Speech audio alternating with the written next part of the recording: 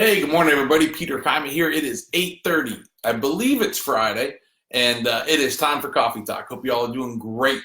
It feels like I just got off my plane. As many of you know, if you and I spend any time together on Facebook, you know that I've been on a trip of a lifetime recently. We got back pretty late last night. So Coffee Talk this morning is largely going to circle around a little bit about that trip.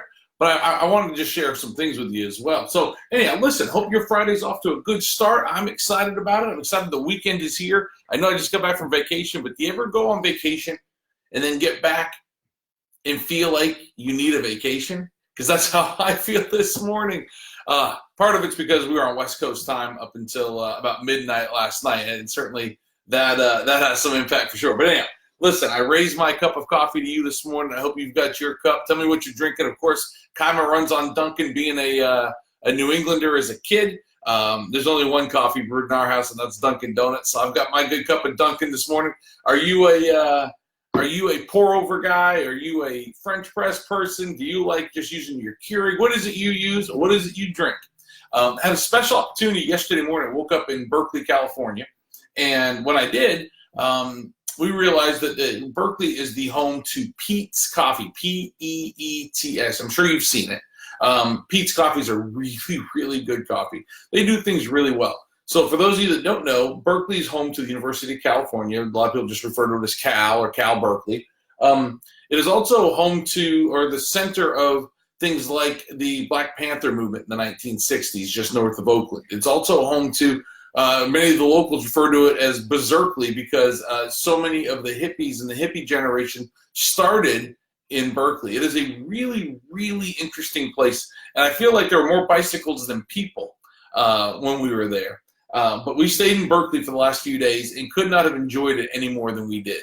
What I thought was interesting, we took some tours of campus. I had my 15-year-old. He was looking at different things than the rest of us. But when we were touring Berkeley the last few days, one of the things we noticed was the sheer number of mopeds. And I thought that was interesting because there's so many people on bicycles. I couldn't take a picture without somebody in a bicycle flying by us. There are bike lanes everywhere, and it is a funky, cool town. But that campus is on a hill. I went to Western Carolina University, another campus built in a valley, but also on a hill. We don't hold a candle to their hills. They truly, I'll tell you what, that whole campus is just built right up along that whole hillside. Really, really pretty though, and great, incredible vista views of San Francisco just off of campus. But we went to the original Peet's Coffee yesterday, built in the originally started in the 1960s. A really eclectic vibe.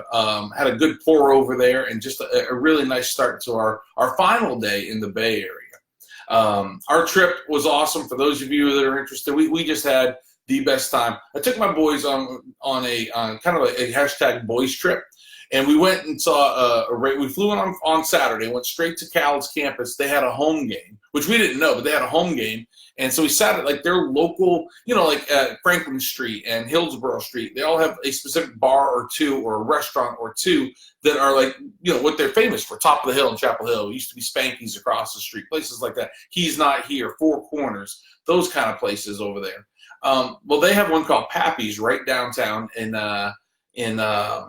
Berkeley. At Cal, and we just happened to be there on game day. The place was packed. There were festivals going on everywhere. We show up and we eat a great meal with all these Cal fans and just got caught up in the atmosphere. So it was pretty cool to be on campus on college game day there. So really, really enjoyed that. Went and saw the Raiders the next day. They took a loss. Boy, I'll tell you what, just being in the stadium with my two kids is a memory that I'll have forever. Not that we haven't been before, but knowing that they're leaving and that they're, the Coliseum will probably go away as soon as the A's are also going to get a new stadium, was just so neat to be in there with both of them and just be around all the Raider fans and just all of the, there's so much pageantry to Raider games. All the people are crazy and they all get dressed up and we just had such a good time. The weather couldn't have been any better. Had they won, it would have made it perfect. They didn't, but it was near perfect nonetheless. And just high-fiving with my kids and just the excitement, energy, man. I just absolutely had a great time. Fortunately enough for us, and many of you guys know this guy, Jeremy Dowdy, a Wake Forest resident. Jeremy Dowdy, which is really interesting. He became Camden's catching coach during the offseason. He played in the Chicago White Sox system. Never quite made it to the big leagues, but made it all the way to Double-A baseball, and a really good baseball player. He was a catcher. Well, he'd gotten out of baseball, and I was in New England one time, and I saw a transaction. I saw a picture of him inside the Oakland Coliseum, and again, we're A's and Raider fans. And when I saw that, I thought, what the heck's going on? So I went and looked at the transaction wire. They had signed him to be the bullpen catcher. And so now he's been for 3 years the bullpen catcher for the Oakland A's and traveling with the team. And, he's on the field. He gets all the pictures ready for games. He goes through all these pregame drills to help guys get loose. I mean, it's just an incredible job. And we're so proud of Jeremy for that. But I'm even more excited for Camden because Coach Dowdy is so good to him. We went to 3 straight A's games. We saw him play the Royals Monday, Tuesday nights, and then Wednesday afternoon, kind of a businessman special day game. And we just had the best time. We saw the A's lose a lead in the bottom of the ninth on Monday. We saw them win a game on Tuesday, and then on Wednesday they won in 11 innings with a walk-off on a day where they were giving away free T-shirts for a guy named Mark Canna. And Mark Canna is the guy who got the walk-off hit. So it was a great script, a great week. We saw family. We did so many fun things. But let me tell you something. I posted this earlier for those of you that have seen it. Let me just verbalize this. We had a great time. We did great fun things. Just went to Alcatraz, did all that kind of stuff. But more than anything else, the time in the hotel room, just chilling out with my 2 boys and just talking, and them not being able to, Dad, can I go over to this person's house? Dad, I'm going here. Dad, I've got a birthday party. It was just us, and it was just laid back, and it was just cool. I mean, the 3 of us just hanging out was good food. What do they call it? Chicken soup for the soul. Man, it hit me. It was fantastic. Hey, listen, I see a bunch of you jumping on. Josh, Mo, Roger, Hamlet. Oh, my goodness. Hope to see you at Thanksgiving, buddy. Logan, good morning to you. Yeah, Chris Moore. I borrowed money from you to go on this trip. Is that what you're saying there? Christina, you always come and say good morning. Derek Hardy, man, there's a blast from the past. Listen, guys, I'm so glad you're here. Not going to bore you to death anymore with this trip. I could go on and on and on about this trip. It was fantastic. What I would encourage you to do if you've got kids, especially younger kids, it hit me hard. Colt's 15 going on 30. He's going to be out of the house, have his own life. He's going to have his own stuff going on very, very soon. Find time to spend with it. It doesn't have to be a big trip like that. It could be anything you want it to be, but find time to spend with them. Make the time. Make them go do something with you, because I'm going to be more intentional about doing that with Cole now. I think about how fast the last 3 years went, and when the next 3 years come and go, I'm going to wake up and he's going to be 18. 18. Man, guys like Roger and Derek, guys, I remember when we were 18. It wasn't that long ago, man. Anyhow, so for what it's worth, listen, I come back and fall has gotten to Raleigh. What in the, oh my goodness. This is great. The weather is fantastic. It looks like it's going to warm back up. We're not out of the humidity just yet. That does look like it's coming. But we saw the windows open last night in Raleigh. Oh, my goodness, it was great. What a nice welcome home. Great to see Ozzy last night. Walked in. Ozzy was all jacked up and affectionate and full of love. It was great to see Oz. And, of course, Jen had everything perfect for us and met us at the airport with drinks and everything else. So really, really nice. Miranda, fireplace, and blankets. I hear you. Logan, I feel you. I'm watching closely. Anyhow, so listen, one of the things I want to talk about this week regarding real estate, because again, I could bore you to death with all of that, is HOAs. Especially for those of you that aren't from an area where HOAs are prominent, although that is changing. Listen to this statistic. You realize in 1970, about 1% of homes had homeowners associations in our country. About 1%. Today, 25% of homes in America have some sort of an HOA or a restrictive covenant on them. Think about that for just a second. For those of you who don't know what an HOA is, it's a homeowners association. So many neighborhoods are built today with a homeowners association. Me being a New Englander, I came here and I live free or die, as they say in New Hampshire.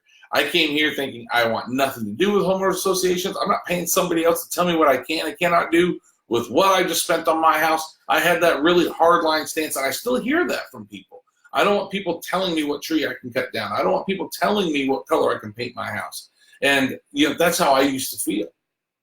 And then I got to thinking about that guy that paints his house purple and cuts down every tree on his lot, or doesn't cut down anything, or it just lets it kind of go get crazy. And what that may do to your home value. Now, if you live in a neighborhood that has 500 homes in it, and you live in the back of the neighborhood or another side, that house doesn't impact you, c'est la vie. if you live in a smaller neighborhood or you live next door or on the same street as this house, yeah, guys, that could impact you. So I'm not here to sway your opinion of HOAs. Believe me when I tell you that. We'll never. Well, I love politics. We will never be political on this show, for lack of a better term, right? On this coffee talk. But what we will do is tell you that my opinion has changed on them through time. Only because I start thinking about our house not only as our home and our place where we raise our family, but also as an investment. And don't be the guy that paints your house purple and puts an orange door on the front of your house with a purple. Although I've got an orange door on the side of my house. Does that make us that family? I don't know. But if you're living next door to that guy, what does that do to your property value? I can tell you as a real estate agent, we go to show your home. The home next door is going to come up in conversation, right? If his house is or his fence is dilapidated, laying in your yard, those kind of guys, those are things impact your property value. Well, HOAs are there to help protect that, right? They're there to help make sure that the neighborhood functions well and that the common areas in particular stay clean. So typically there's some sort of a fee that's associated with a homeowners association. And those fees are typically used for things like entryways, beautifying the neighborhood, maintaining certain things in the neighborhood like pools, tennis courts, any of the amenities, any of the common spaces. For the newer neighborhoods, because you can't put mailboxes on houses anymore, now neighborhoods have a mailbox center, right? For those of you that aren't aware of this, in North Carolina, I don't know if this is federal or not. I should figure that out. But now, if you want a mailbox at your house, you can't have it. There's a mailbox center. Everybody has to drive to one central location where there's a bank of mailboxes. You can't build new home neighborhoods anymore and put a mailbox post in front of your house. So if you're in a mailbox post building business, you may want to start diversifying and looking for other things, maybe birdhouses or something. I don't know.